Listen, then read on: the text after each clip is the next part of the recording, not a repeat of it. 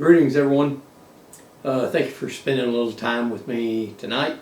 That little video we led in with this is another little AI video. You know how I love AI videos.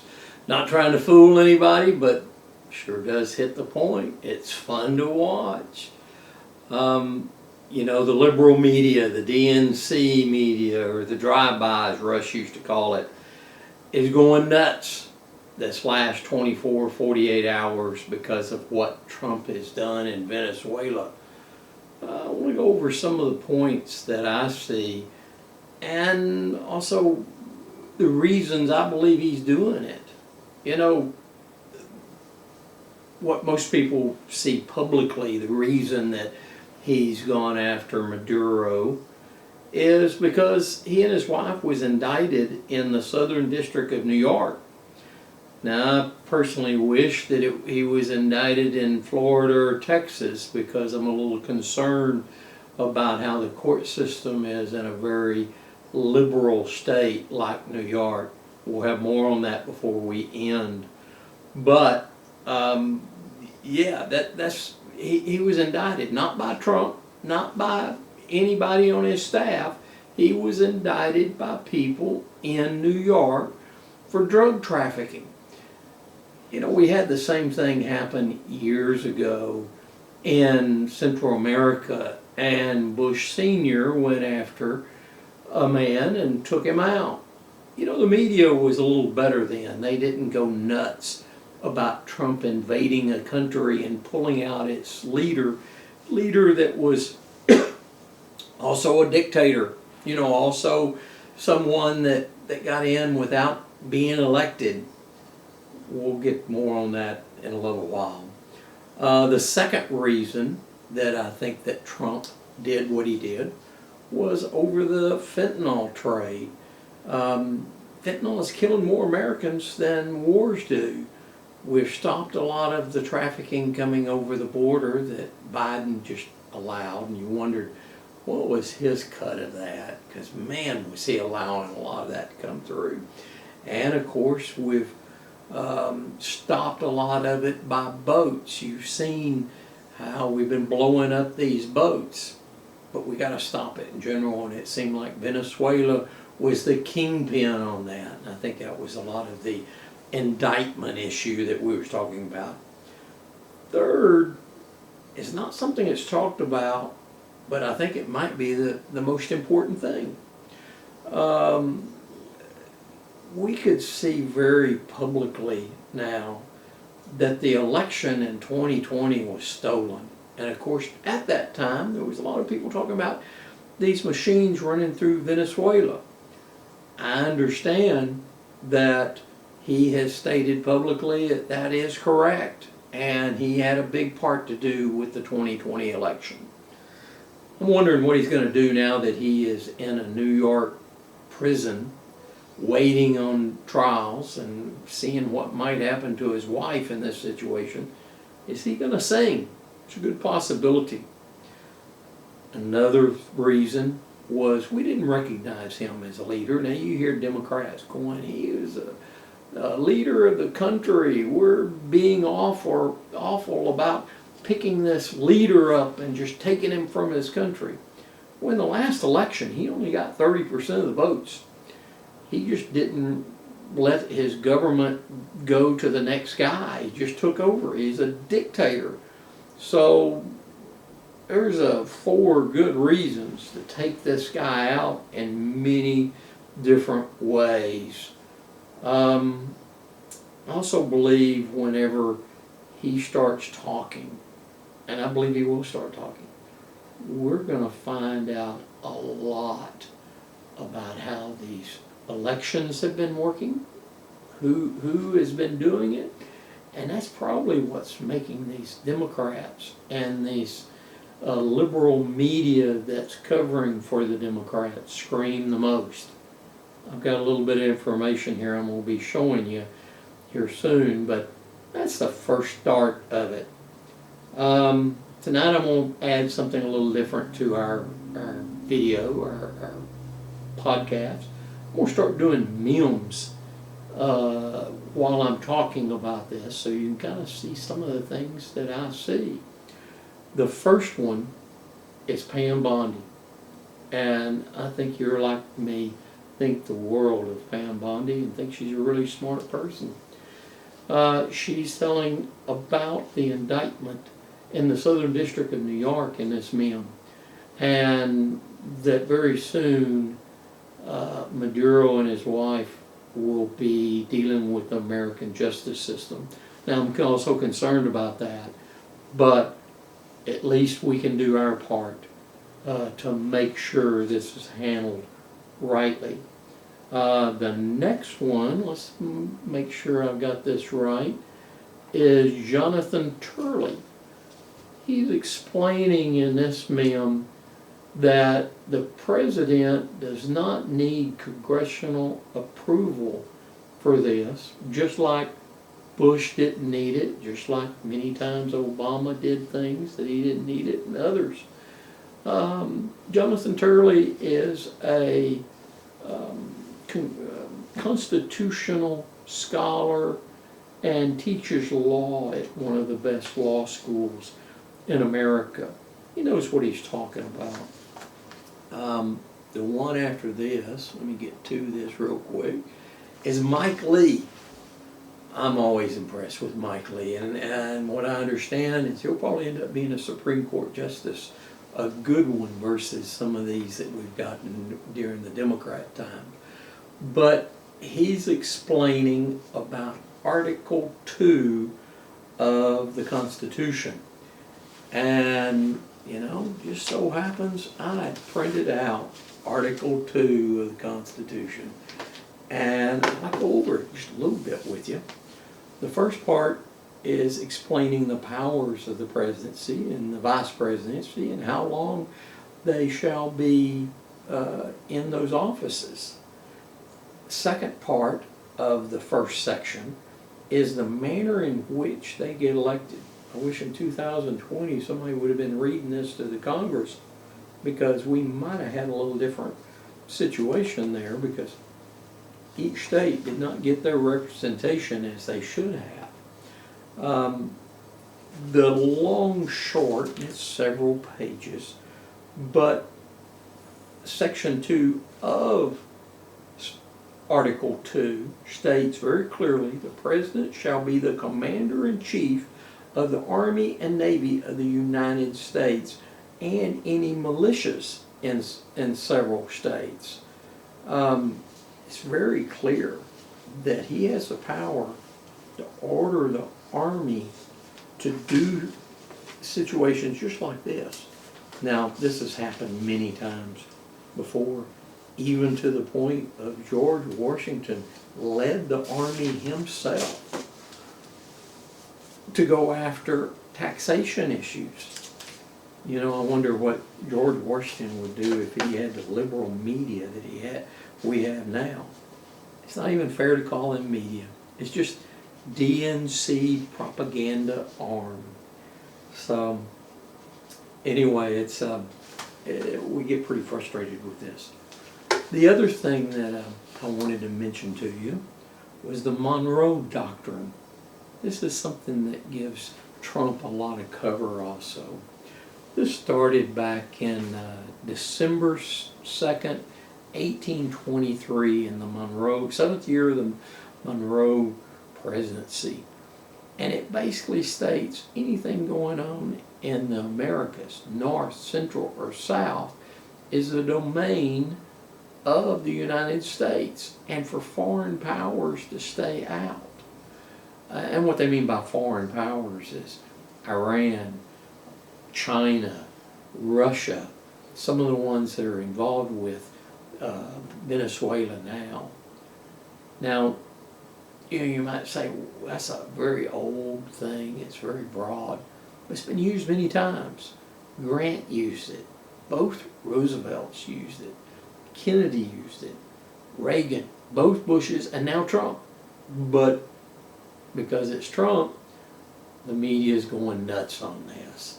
And I just wanted to mention to you, you might want to look it up sometime. It's a good read. Wikipedia explains it all, and there again, the media should be talking about it, but they don't want to talk about it because they want to attack Trump. Here's another meme. Let me look this one up. Go over to this one, and explains Venezuela used to be the third prosperous country in the world. Now it's an extreme poverty. From 2013 to 2023, the living standards dropped by 73%. Trump giving back their freedom, Venezuelans are dancing, and Democrats are complaining. Boy, is that accurate. We're going to have another little clip later on. I had to cut so much out of these clips because I didn't want to run as long as I have been running, trying to get close to that 10-minute mark. And of course, when I talk, especially about something like this, I could do a Rush Limbaugh 3-hour show easy because there's so much to talk about. But one of the clips was talking about how over a third of Venezuelan people has moved away from Venezuela, not just the United States, all over, because they was losing their property, they was losing their savings, they was losing everything, and the inflation was so high they were starving.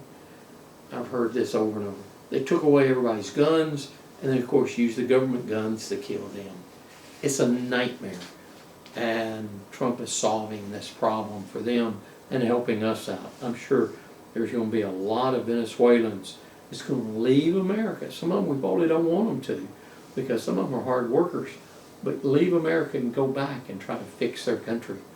Isn't that a nice thought? How many times have we thought, well, if these immigrants are so hard at working, why don't they work to fix their own country? Well, in Venezuela we know why. Because the government had guns, the citizens did not, and they destroyed the citizens to line their own pockets there again. The only people who had any money was the high people in the government, and they could do anything they wanted to. The other people, it didn't matter. They could starve. It didn't matter. So, here's a few clips. Now, this first one is a very passionate Venezuelan man. I cut a ton of it out. He went on for probably about 5 minutes. You probably need to look him up. It's just amazing. You won't see it on propaganda media, but I want to show it to you right here. So here you go. My family, my parents, my sister, my extended family, all lost everything. Their work, their savings, their investments, gone. Wiped out by a narco dictatorship that has held Venezuela in a death grip for over 25 years. And what happened to my family has happened to millions, and yes, millions. The Venezuelan exodus is the second largest displacement crisis on earth after Syria. This is not just a tragedy. It is one of the great humanitarian disasters of our time. Here's another good clip of a liberal American woman and a very happy Venezuelan man. Go to the clip. We are bombing Venezuela right now.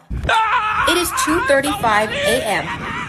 and Pete Kegsbrook. You see what I'm talking about? Wow. I had to cut a lot of that out because the liberal woman couldn't stop cussing. I mean, she was so awful. It's amazing and makes, as an American, embarrassed that we have to deal with that type of stuff. But we do, and that's the way it is. Let's look at another meme here. Let me get to this. This is an AI meme, but boy, it works. 3 crooks. 2 congressmen and 1 senator. It's a crook, and they all have lined their pocket a bunch. Bernie has 3 mansions and never had a job in his life. Nancy Pelosi, you know the story. And AOC, she had a credit score of 430 when she became a congresswoman. And now she's worth $30 million. She didn't have no assets. She was complaining that she couldn't afford her apartment in Washington, D.C., and it took a while to start getting money, but in this very short time, she's worth $30 million. Is that crazy? Now, the people of Venezuela, I don't know if it's a picture that's true or if it's AI, but boy, does it make sense. I've got some videos I'll show you later that is 100% true, nothing AI about it. You're going to love those. Let's see here. Here is another, let's see, no, that was about the what I'm dealing with here. Let's go to another clip of a daycare worker we need to cut that out. Okay. Let's go to another clip. This one's of a daycare worker or daycare owner and Congresswoman Omar. You know, the one that's working for Somalia and not for America or Minneapolis. Go to the clip. A lot of the policies that we have put in place has kind of helped lead the devastation in Venezuela, and we've sort of set the stage for where we are arriving today. This particular bullying and the use of sanctions to eventually intervene. And I had to shorten that one a lot because I believe people lose IQ points whenever they listen to her for just a minute. She is so hard. Here's one more clip. Now this one is liberals protesting in New York. You've probably seen this on the news because our news will show this more than anything else. And I wanted to show you, I'll show it too. I cut a lot of it out because it just wasn't worth anything, but go to the clip.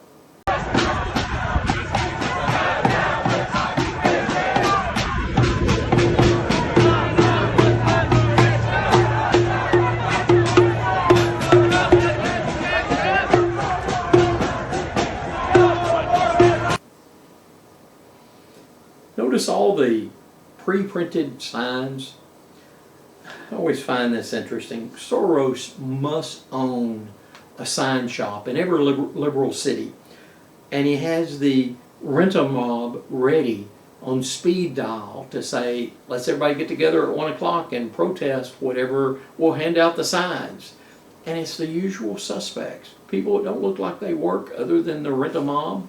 And I'm sure if we ID'd every one of them, we'd probably find out they was getting lots of government funding or support. You know, we'd probably find out they was getting lots of government funding or support, you know, welfare, housing assistance or whatever. And they just don't think it's enough. It's not like that everywhere. Let me show you. Let's see here.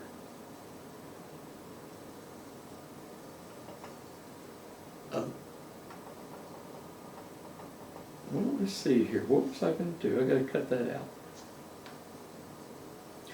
Here we go. It's not like that everywhere. Let me show you this clip of Venezuela. You can see that there's a lot of celebrating. As a matter of fact, there should be 2 clips. And I had to shorten this because it was redundant, but it was beautiful. I mean, it was absolutely beautiful. Go to the clip. Mira, hermano, hasta donde alcanza la vista. Esto es Caracas, papá, se acabó. Maduro cayó. Sí, lo logramos. Mira esa gente, carajo, qué belleza.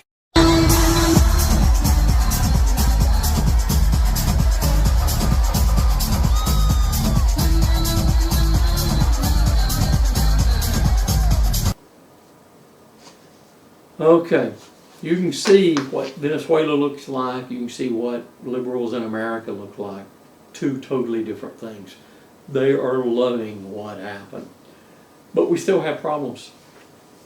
A problem that I haven't heard any of the media talk about, but I found this. Maduro has been signed to a court in New York. This is what I worry about, and I'm sure you worry about too. It's a 92-year-old judge that was appointed by Clinton. This guy's no good. He's denied Trump over 6 times, blocked Venezuelan gang deportations, and now it is assigned to preside over Maduro. This is a 2-tiered court system. We've seen this over and over, and it drives us nuts. That's the reason that we have to get out and vote every single time. I'm going to help with finding people to vote for, but we can see whenever there's voter apathy, people don't show up to vote, or you get in these states where blue states and they've already taken over the elections. We've got to fix these elections. As I said before, I believe all over America, we're probably 70-30. Closest probably is maybe Democrats has 45%. But the problem is illegal voting.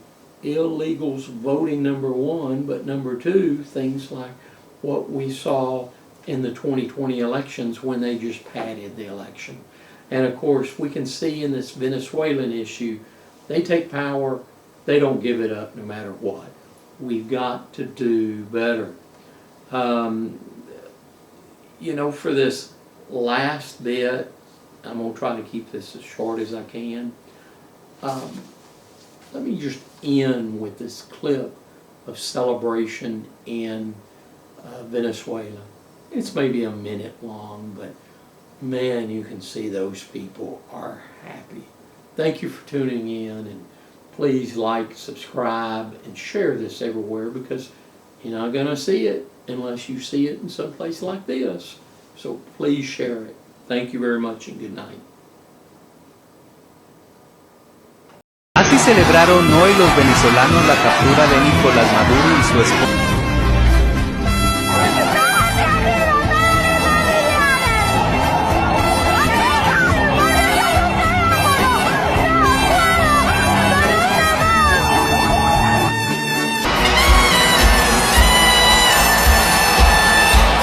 De espalda está la Plaza de Bolívar, y en la Plaza de Bolívar están esos venezolanos que hoy tienen